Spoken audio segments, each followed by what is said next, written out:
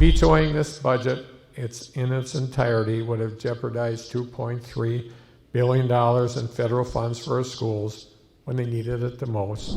So while I signed this budget, I vetoed $550 million to transfer to our budget stabilization fund, which already holds a record high balance, to ensure state resources would be readily available to invest in our kids and our schools.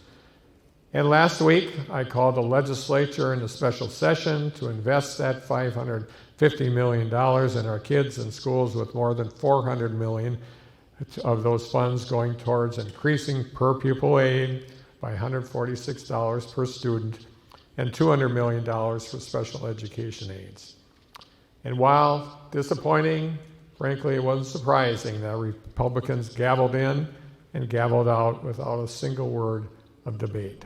I am directing $100 million of our COVID-19 relief funds to provide new funding for our schools to help cover the expenses.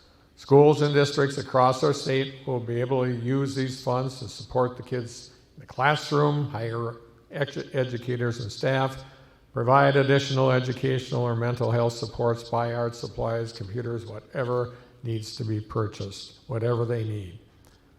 With another year approaching during a global pandemic, I know educators, parents, and kids are worried about what this might bring. We will continue to follow and trust the science and public health experts every step of the way to keep everyone healthy and safe.